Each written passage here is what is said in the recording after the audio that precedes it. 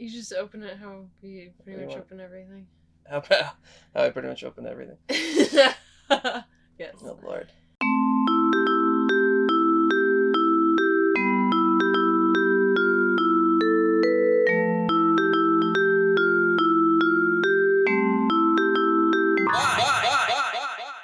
Hello, everybody. Welcome to Why Would You Show Me This? I am Will. And I'm Dani. And this is episode 450, 40 something? Something like that. We'll put a voiceover in what the actual number is. Right here. Episode 44. Okay. So it's that number. Yeah. And today we are talking about The Box by Richard Kelly. Yes. And this will also kind of be a celebration of Richard Kelly. A retrospective. Retrospective. Well, I would say more celebration, because retrospective would say that he's done. Oh, and I don't want him to be done. No. I think he is one of the more underrated directors. I think some people might wish he would be done. I don't think so at all. But we'll get into that. Yes. First and foremost, it's a film not talked about a lot. It came out in 2009, 2010. Okay. It stars Cameron Diaz, James Marsden, and Frank Langella. That's right, Frank Langella. I really liked this when I first watched it when it came out. I had not seen it since then. And truth be told, we were actually supposed to do an episode on Southland Tales. Yes. And then that didn't happen. No. So I said, look, we'll watch The Box. We'll do an episode on that, as well as talk about all of his films. Yes. But let me read the back here. Push a red button on a little black box, get $1 million cash. But there's a catch. Someone you don't know, will die. Cameron Diaz and James Marsden play a couple confronted by agonizing temptation, yet unaware they're part of an orchestrated, and for them and us, mind-blowing chain of events. Frank Langella also stars in this gripping sci-fi mystery thriller from director Richard Kelly, Donnie Darko, and a short story from Richard Matheson, who also wrote I Am Legend. And I'm sure they put that since I Am Legend came out around the same time, a little bit before this, I think. Well, he also wrote the story, so... Yes, but it's Warner Brothers, and they did both of them. Well, okay, well, that makes sense then. I don't know about mind-blowing, but... I mean, that is subjective. It is subjective. But I'm showing this movie to Dani. Mm-hmm. So what are your thoughts? Overblown a little. Well, that's all of Richard Kelly's films. That's the one thing that I think is against him, is he's too ambitious. I mean, that's the thing. I liked the first part. Mm-hmm. What first part? Like before? Like the beginning. Yes. The start of the movie. Yes. And the more it goes, the more I'm like, okay. So would you say that, obviously we're going to talk about the movie, so if you haven't seen the movie, maybe don't listen. Yeah, spoilers. Spoilers, obviously. kind of. Yeah. But it's hard to spoil this movie because a lot of stuff happens and you're still... But whatever. So the movie to you is before the button is pushed and after the button is pushed? Yes. Is that weird? Okay. So you liked most of it before they pushed the button. Yeah. See, to me, once they push the button is when the movie really gets going. No. I mean, it does, but it doesn't. So you like the mystery of everything.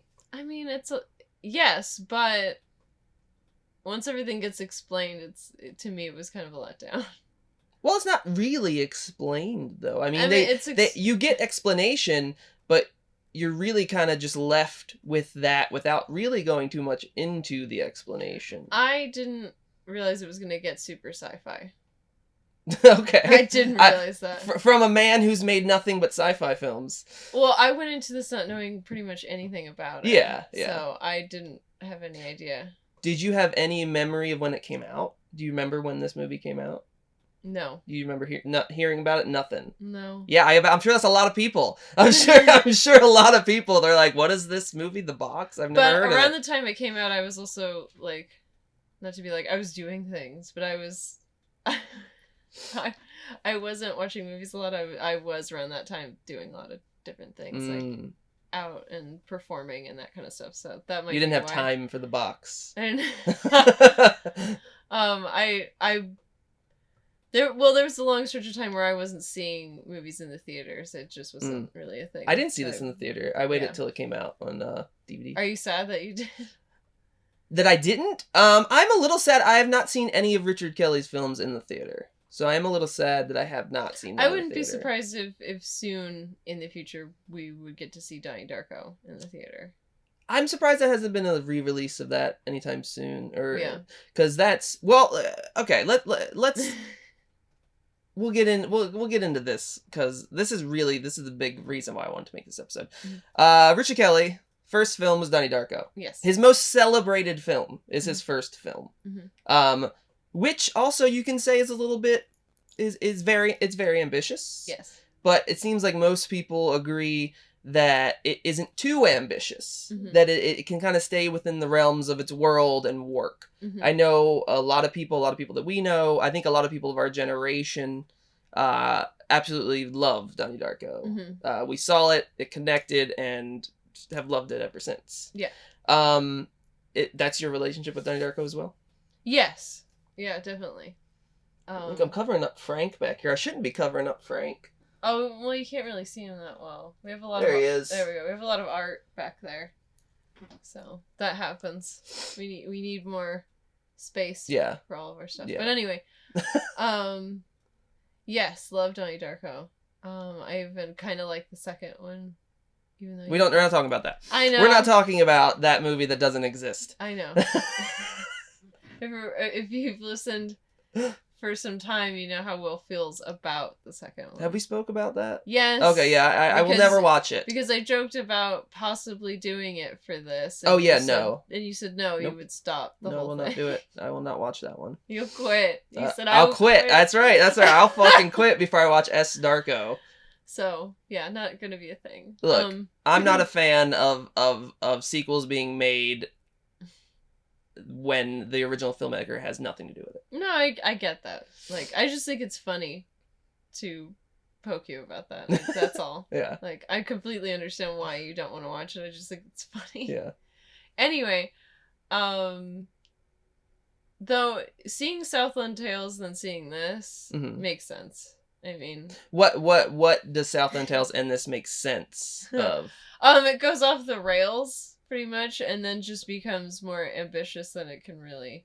But but having seen all three films now, do you think that they are cohesive? You can tell these are all from the same person. Yes. Yeah, I agree. Yeah, I agree. He has his own. He has a style. I'll give you that. He has his own things of which he wants to talk about. Yes. He had. There's a lot. There's a lot about Richard Kelly that I really love. I don't know if the thing that kind of makes me sad is that I don't see the dark comedy in any of these, like in any moments. Like, granted, they're not supposed to be the same in tone, but like Donnie Darko is still a rather like funny film. It's not funny. It is funny. There's parts of it that is. Yeah. You know, but overall, if you think about it, it's a pretty dark film. Yes, as all of them are. Yeah, I just didn't see any of that in any of the other two films that I watched, and I missed that a little bit. Southland Tales, I think, is a very, very funny film. Southland Tales is a dark comedy in my mind. I mean, if you're going for the like absurdist type thing, then yeah. Sure, but there's like Sherry O'Terry's character who has a lot of crazy lines. Yes. And stuff like that. I remember that. This is actually the one in which I feel doesn't have a lot of comedy. No. This one's pretty straightforward. Yes. Whereas Donnie Darko and Southland Tales have some comedy to it. Yeah. Do you think that helped or hurt the box? I think it hurt it. You think it hurt it? I don't think it. I mean, I kind of understand the tone he was going for with this one, but it's very Twilight Zone. Yes. This is Richard Kelly's Twilight Zone episode. Mm-hmm. That's what I feel. Yeah. But it also features all of the things in which makes a Richard Kelly movie, in my mind. And I mean, there's the really weird stuff, like the things with the pillars of water, and what you think about, it kind of goes back to Donnie Darko with the portal coming out of the chest, because that's very water-like. Sort of, yeah. You know, what's funny is that, like, it seems like the science fiction stuff's always going to be a thing in his films. Yeah. I just felt like in Donnie Darko, it was integrated better than some of the other two. How would you maybe. say it's integrated better than this film, than the box? Oh God, there's a moment, and I can't remember what it is in the box where like more stuff is revealed, so you get more of a sense of what's going on. And as soon as I did, I was like, oh God, I don't care.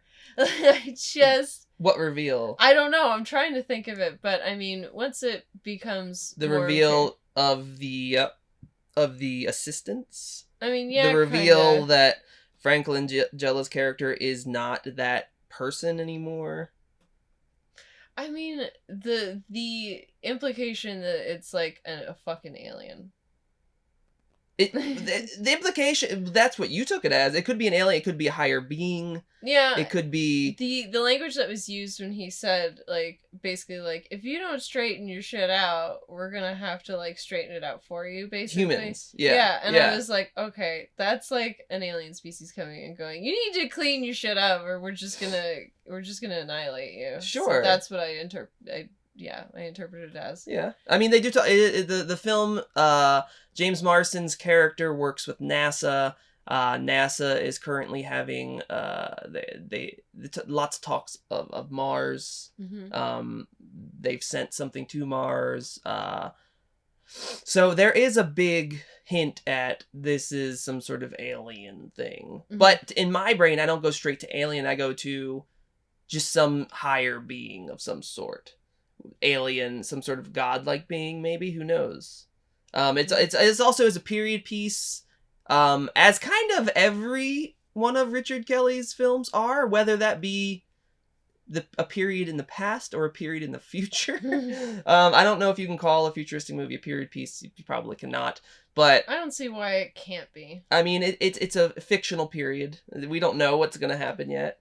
But yeah, two of his films are period pieces. The Box is set in 1976. And Donnie Darko is set in the 80s, which I thought was funny when we spoke about that when we were watching the movie. That I didn't know that? Yeah, Danny didn't really get that Donnie Darko was set in the past. I mean, I know that. I've known that for a while. Yeah. But when I first watched it, no, I didn't realize that. What made you think it was present? Well, I mean, because I think the biggest hint that it's not in the present is the music. Yes. But yeah, for me, I thought you were like, this is good music. The stylistic choice Yeah. is what I thought. So I didn't infer at all that it would, because truthfully, if you really do think about the film, there isn't a whole lot that implies that it is taking, except for maybe the music. Unless I'm not, also I'm no expert on the 80s. I think there's probably way more stuff that hints at that I'm not aware of, that I just don't realize. And like I said, maybe it was just a stylistic choice. I just, like I said, it wasn't something I was paying attention to, I guess, when I first watched it. So I think the way in which the characters act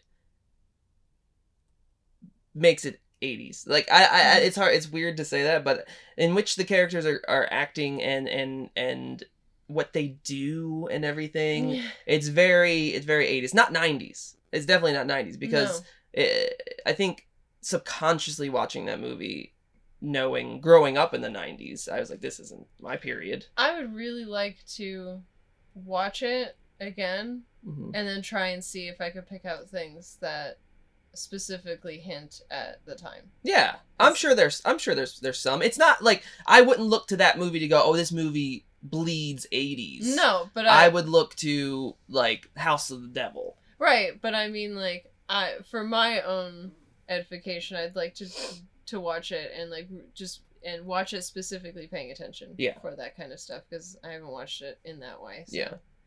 But yeah, The Box. I don't know if we explained the Box. Yeah, I mean, we're kind of going all over the place, but that's all right.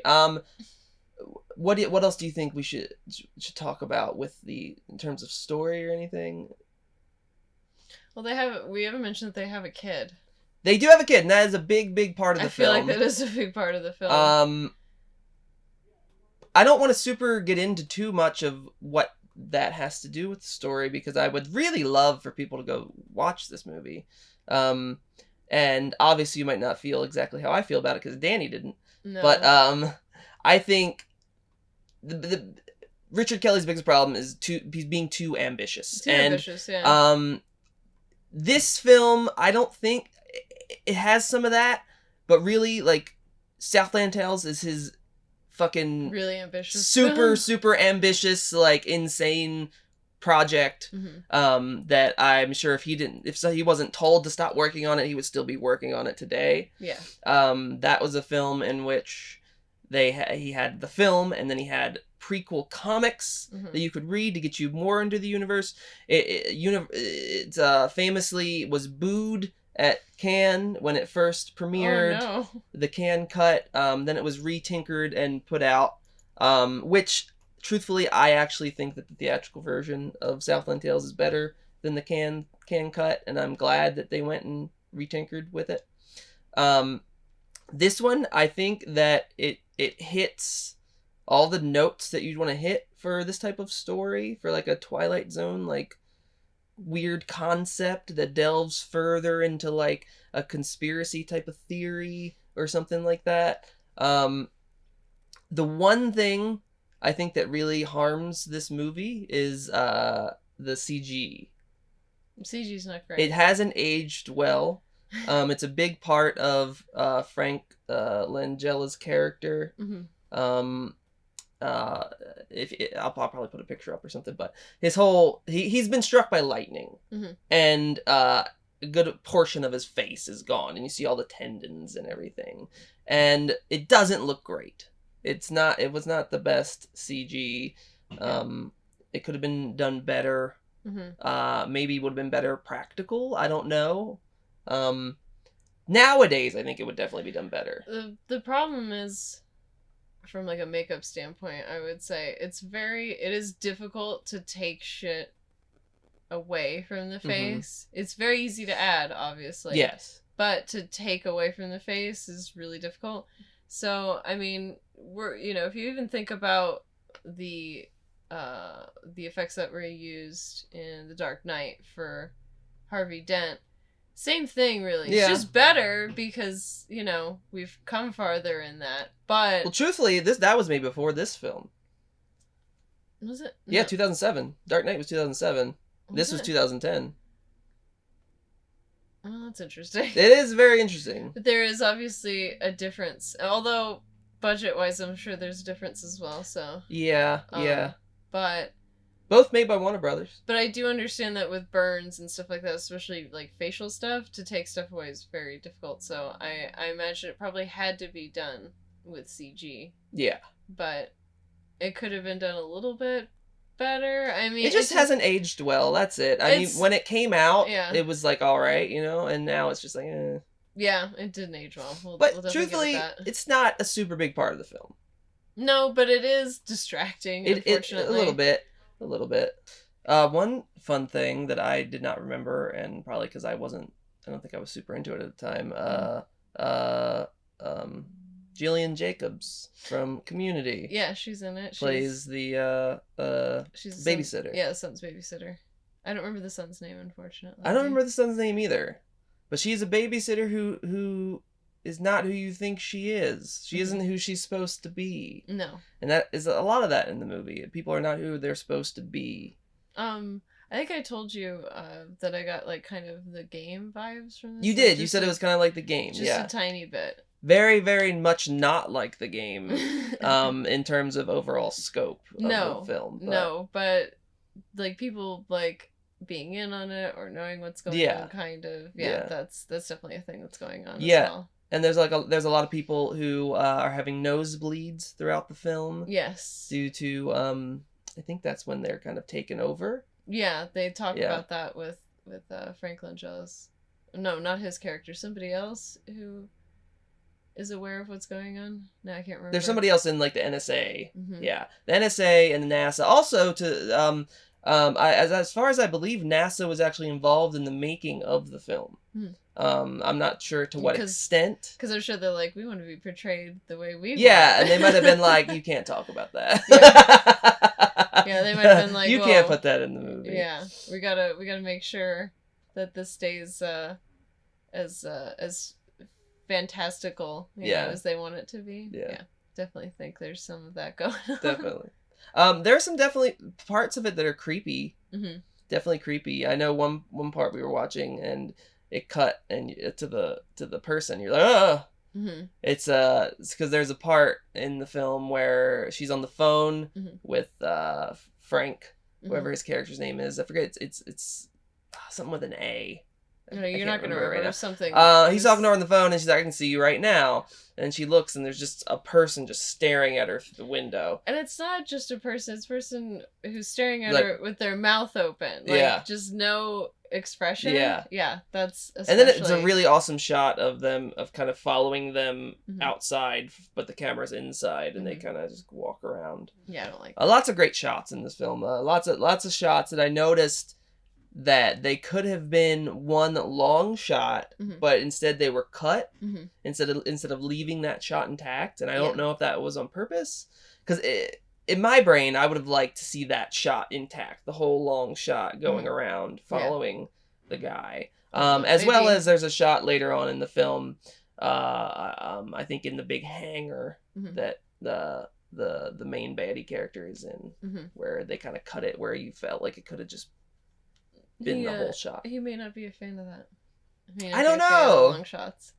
I think he is though, because there's some long shots in Donnie Darko. That's true. There's a long shot or two in Southland Tales as well. No, Donnie Darko was like his first, right? Donnie Darko was his first. And I wouldn't say that any of his other films are like it. I mean, like we talked about, there's a style there. There is a style. There is certain themes that he keeps revisiting. But it is different.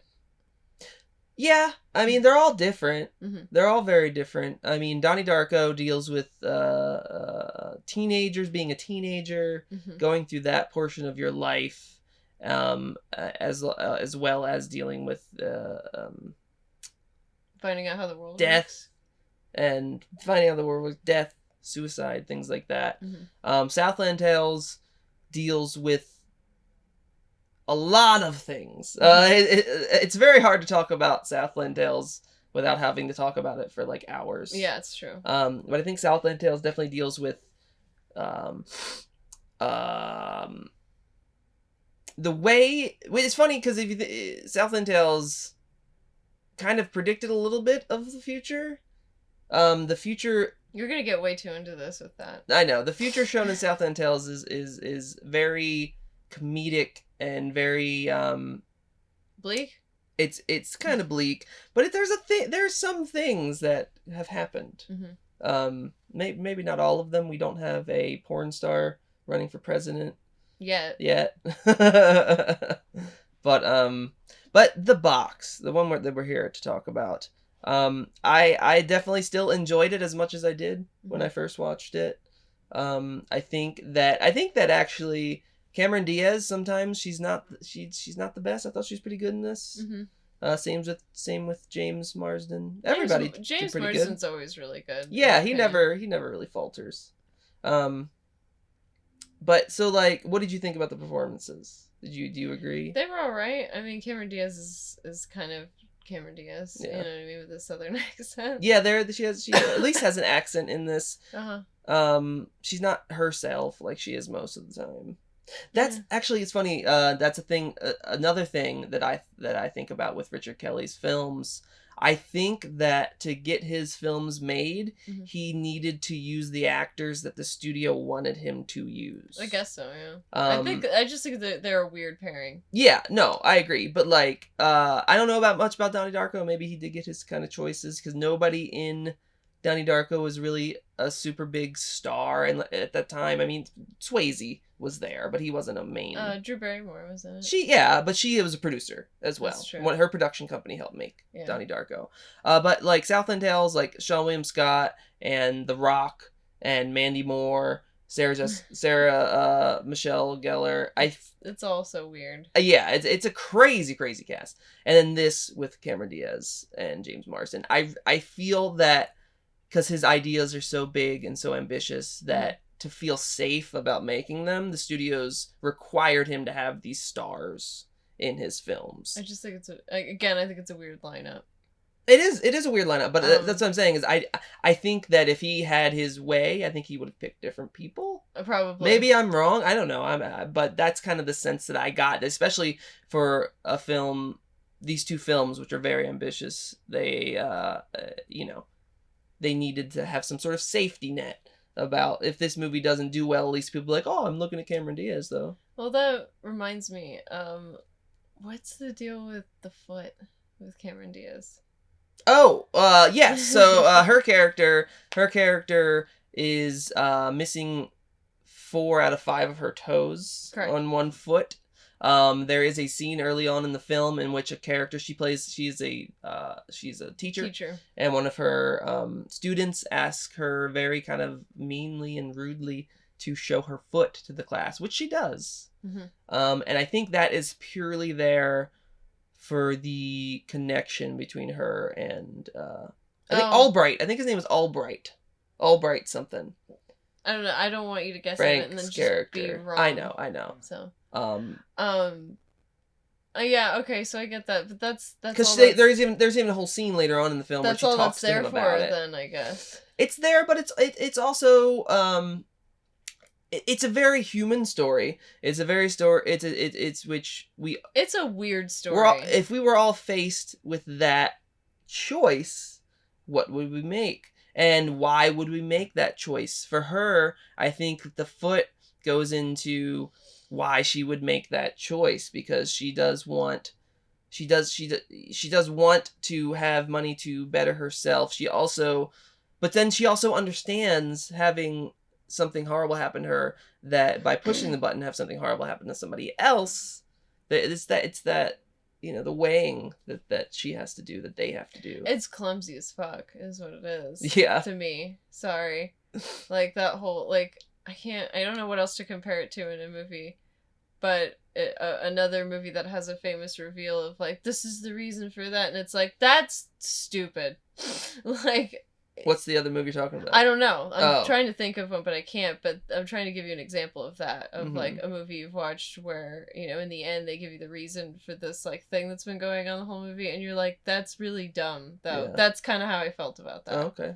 I mean, the whole like, what did you feel when you looked at me? And she's like, love. And he's like, oh, like, no. He doesn't really go, oh, though. He kind of does, in a way. No. I mean, that's how that's framed a little bit. The way the movie ends, I don't feel that he cared that much. It had an effect. You can't say that it didn't, because there was no reason for that scene unless it had an effect on him, which it did. It didn't have the effect that she necessarily wanted, but it still had an effect on him. I think the thing with that is that scene also shows that while they did push the button, there are a lot of other factors. It's very gray. There's a lot of other factors into why they pushed the button. Well, that also brings me to another thing that I talked to you about, which was the fact that every person, and they show other people who have pressed the button. Well, at the end. Yeah, at the end we see another couple. Well, also, we know that the woman who died when Cameron Diaz's character pressed the button, she's the one who pressed it, remember? Did they say that specifically? Her husband does. Yeah, her husband... Okay, because they have that scene with them in the car. Because it's a whole circle. Yeah, it's a cycle. So, yeah, he says, remember? He says to James Marsden, he was like, who pressed the button? He said, my wife. And he said, yeah, mine too. And then, of course, they show in the end that, someone presses the button again. And it's the wife. And it's a woman. It's a woman every time. Now... You can go ahead and say, like, oh, maybe it's like I said, maybe it's an allegory for the, like, Adam and Eve type bullshit story. You know what I mean? I mean, I can see that. I can see that, too, but I can also see it as, like, well, that's kind of fucked up, though. Like, it's a woman every time who presses the button, really? Well, you gotta get into maybe why that is. It's very obvious in the story, so why do you think that would be? What's obvious in the story? That they say that the woman pressed the button every time. Oh, I don't know. Like I said, it can't be because Richard Kelly is a misogynist. Like, why? I don't think that is. Considering his other films, I've never gotten that sense. This is the first film in which that is a thing that you brought up. that I also noticed, but I don't think there has to be some sort of other reason. I think it's wholly unrealistic to show 3 fucking instances in a row where it's all women. That's bullshit. Like, that's not how that would go down, in my opinion. Yeah. That's just me. That's the thing. Like, for me, if something happens in a movie, my brain is, there is a reason that this thing happened the way that it happened in this movie. Because if you're a good filmmaker, then there's got to be a reason. Or it's not just in there just to be in there. Or he didn't fucking notice. He was like, oh, whoops, I wrote it with 3 fucking women pressing the button. Whoops. You know what I mean? Like, I don't know. It could have been as simple as that. I have no idea. But I did notice that and was like, really? Yeah. You know? And I remember when they are posed with the question, with the button and stuff, I remember I turned to you and I went, well, that's big fat sack of no. Yeah. I would not press it. No. I wouldn't press it either. I think a lot of people would probably say they wouldn't press it. But they would. They would say they wouldn't, but then they would. I would not. And I think that's part of the story. And like the like someone dying is horrible, but the other flip side of that, which the movie proved, was I was like, no, you don't get that for nothing. You know what I'm saying? Yeah. Like, there's no strings attached. That's not how that works. Like, you don't want what that's gonna bring. No.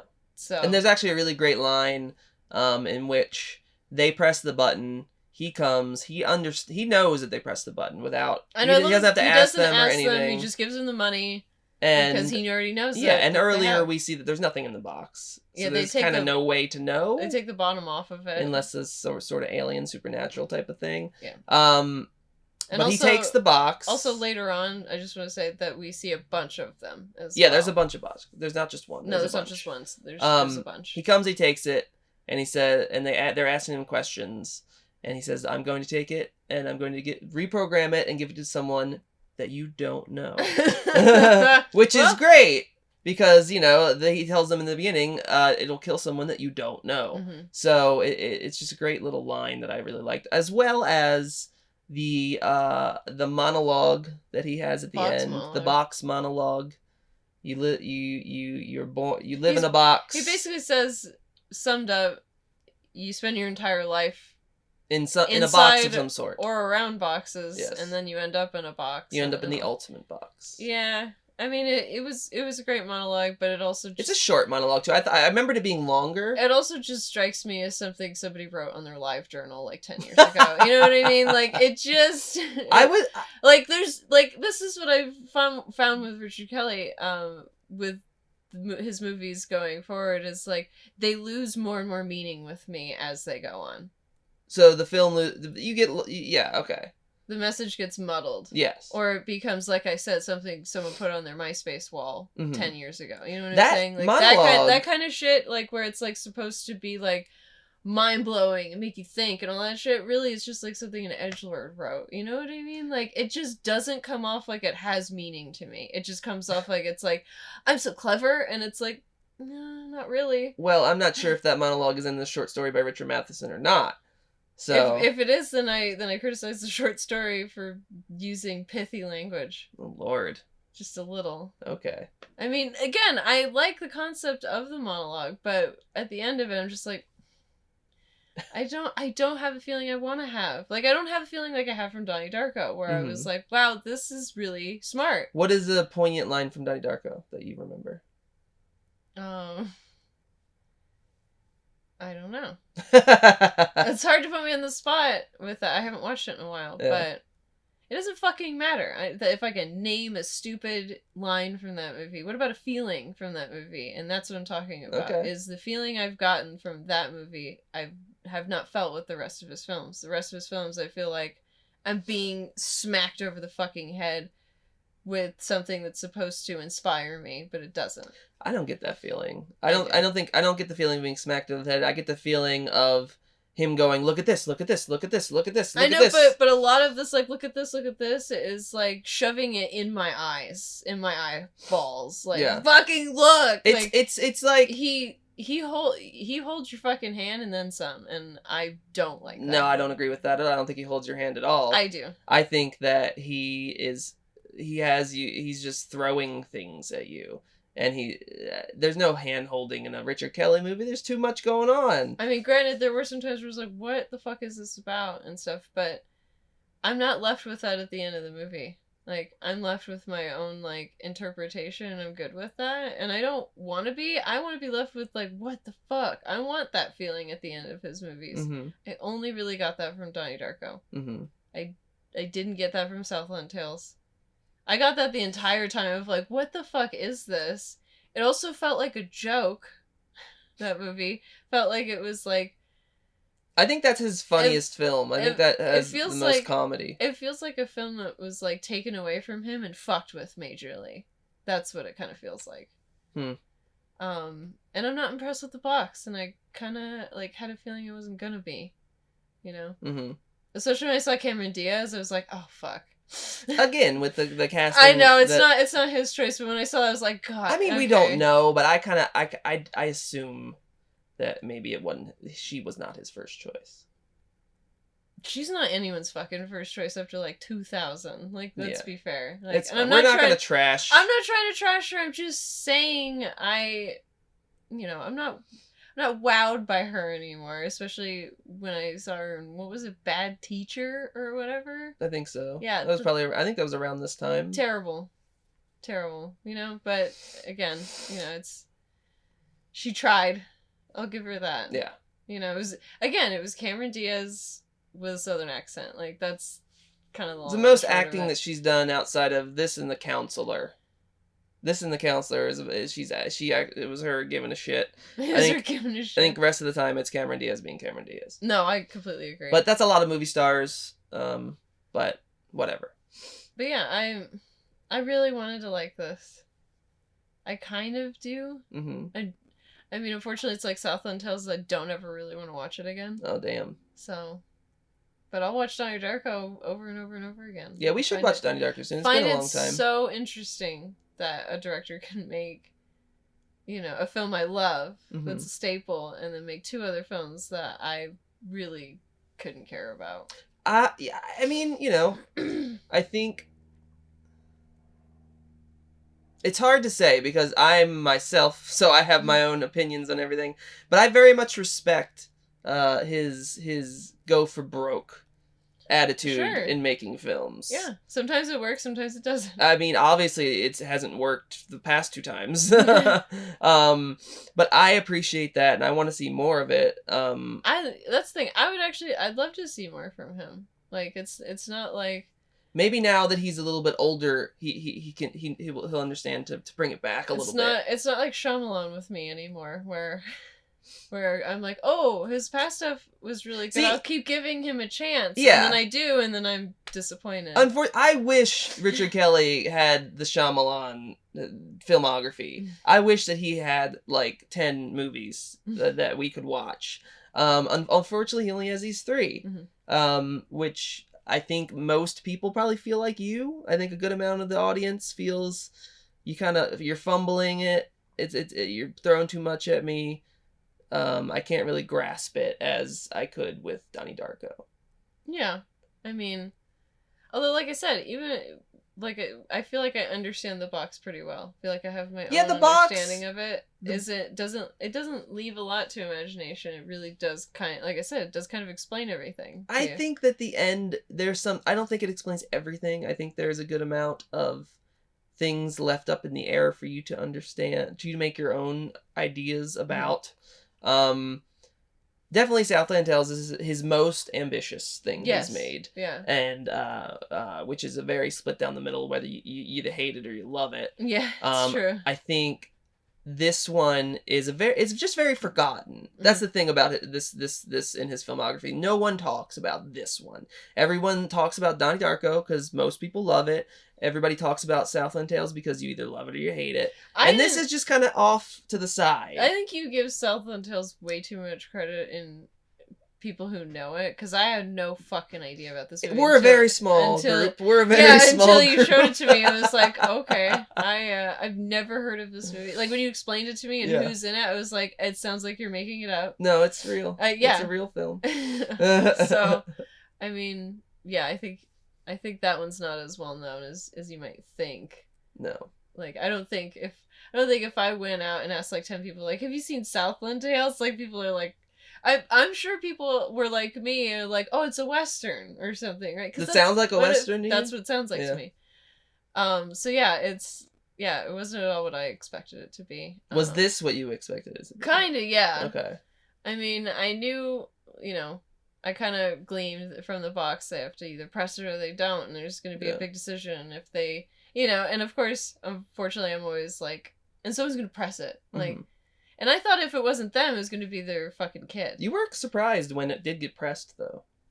I was surprised that she pressed it as quickly as she did. They took a good 23 hours before they pressed it. But she didn't fucking say anything. She just did it. Yeah. She didn't tell him or anything, and I think that was a mistake, obviously. But we saw that with the last woman who pressed it. She said she was going to press it. She didn't, and she took a while before she even did. So she said out loud, "I'm gonna press it." With Cameron Diaz, she just hit that fucking sucker. Mm-hmm. So, yeah, and I think that was part of the reason why she ended up getting punished, so to speak. I don't think so. I think... But, I mean, yeah, there's a lot that happens. The stuff that happens with their kid I didn't necessarily expect either. Yeah. But, watch the movie. Go watch the movie, watch everybody. The movie. Yeah, it's very...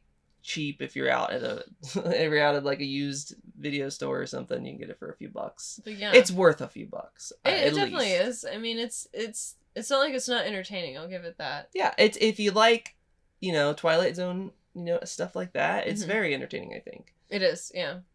Whether or not you like the end. Yeah. Don't take my cynical opinion of it.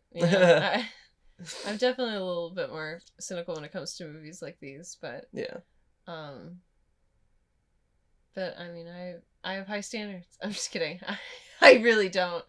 But I mean, truthfully, he himself had set a high standard. I feel with Donnie Darko, it's gonna be hard for him to do something. I feel like as good as that. Well, and that kind of sucks that your first film set such a high precedent. That's the risk you take, though. Yeah.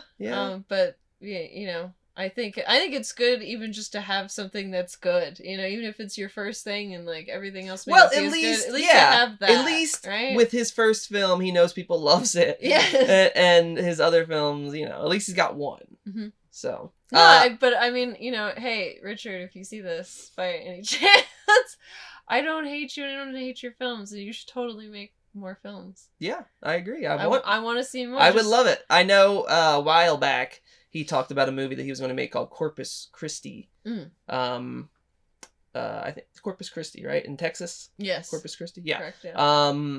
Lots of bad shit happens. That hasn't come to fruition, unfortunately, but who knows, maybe give Richard Kelly a chance. Both audience and movie studios. Hey, we got a new Metallica song, so we might what does that have to do with anything? I was surprised that they put out a new song, weren't you? I was surprised that we didn't hear about it and it just came out. Yeah. That's what I mean. Okay. Hopefully it'll just be like that. Yeah. New Richard Kelly movie, fucking January 2000. Just out of nowhere, like 23. Yeah. Hell yeah. I'm about it. All right. At least that's good. Yeah. At least you watch all of his films and you're like, even though I don't love two of them, I'll watch more. Like I said, I have given Shyamalan a lot of chances at this point. Way more than he deserves. We don't need to talk about. No, but let's not talk about old. But that's why I try to if I haven't seen a ton from a director and I like some of their stuff, maybe not other things. You know, you never know. Yeah. So, yeah. All right. So that's So, what is your rating out of 5 stars for the box? Oh, I forgot we do the rating. We have to rate? Yeah, we have to do a rating. 6? I said out of 5 stars. Oh, sorry. I thought you said 6. She loved it. And everything that she just said, don't listen. A 4, then, I would say. I give it a 4. How can you give it a 4? I can give it a 4. Why do you do this every time? You always question my rating. Because I... Fine, 3.5. I don't know why I do this rating when you just... I'm just surprised it's so high. 4, yeah. But that's really good. 4 out of 5 stars. 3, fine, 2 of those stars are out of respect for Richard Kelly. Okay, all right. How about that? Sure. All right. She may not love your film, but she likes you a lot, so she'll give it a good rating. I'll give it a good rating, so you'll do more movies. Yeah, I give it 4 out of 5. I really enjoyed it. I still enjoy it. And I want more movies from Richard Kelly. Yeah. And Go watch a Richard Kelly film. Any of them. Go watch any of them. 3. If you've seen Donnie Darko 8 million times, watch Southland Tales. If you've never seen Donnie Darko, watch Southland Tales. No, don't do that. If you watch Southland Tales before Donnie Darko, you may not watch Donnie Darko. Really, truthfully, just watch The Box, because it's his most not talked about film, and I feel that it is really probably... It's the most commercial out of his films, I would say. Yeah, I agree. There is his sense of, weird sci-fi shit in it, but the first half of the movie, I think, would draw anyone in. Yeah. With the mystery. Mm-hmm. So yeah, give it a shot. Let us know what you think. Yeah, give it a shot. Let us know what you think. If you've already seen it, let us know what you think. And support directors who don't get a lot of support that need it. Yeah, do that. Because I don't hear a lot of people talking about Richard Kelly. No, I don't. And he's given us one of the top cult classic movies. True. And for me, he's given us 2 cult classic movies. Yes, yeah. Because Southland Tales, I really do love. I know you do. I do. But yeah, thank you guys. This is our first episode in a while, and hopefully there won't be a gigantic space gap? In between this one and the next one. But we will see. So please enjoy your day, watch some cool movies, and we'll see you next time. Yeah. All right. Bye, everybody. Bye, guys.